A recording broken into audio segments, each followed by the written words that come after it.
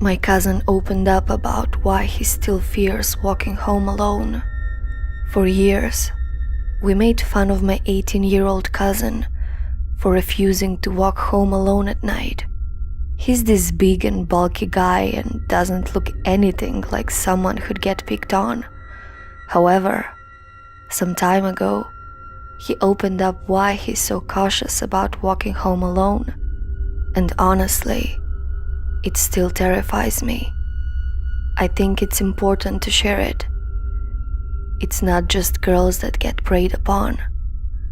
They had one of these small Oktoberfest-like fairs in town that he visited together with his parents. He got bored pretty quickly and wanted to go home, while his parents wanted to stay there with friends. They didn't live far from it and had agreed to let him walk home alone. Unfortunately, he also lost his keys a few days earlier, and so they had made an agreement where they left the garden door open for him so he could get inside without keys. The garden door was only lockable from the inside. While this sounds ridiculously unsafe, you could really only find it when you knew where to look for it. It wasn't visible from the streets. You had to climb a small fence and then turn around some tall bushes to get to it. Even I remember that it was hidden pretty well. So halfway on his way home, he noticed that someone is taking all the paths and turns that he's taking.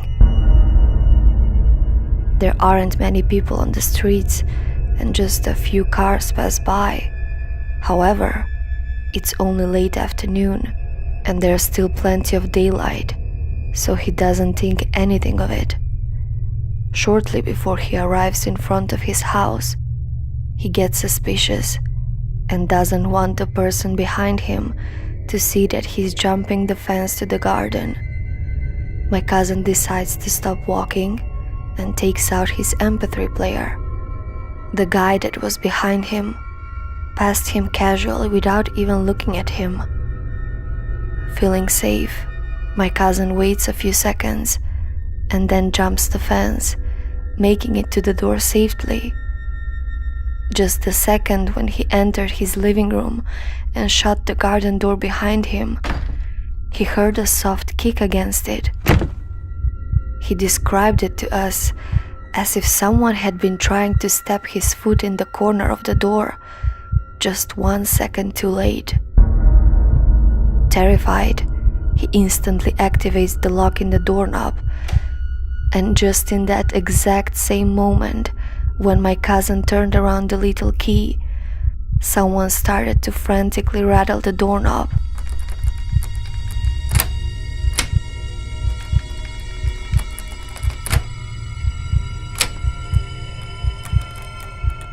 He was so terrified in that moment that he completely froze.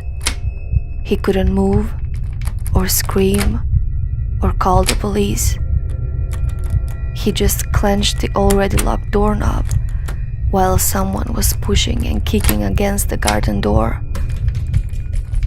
After what felt like ages, the rattling suddenly stopped, only for him to look over the nearest window and see the guy that had been behind him peek inside before bolting off.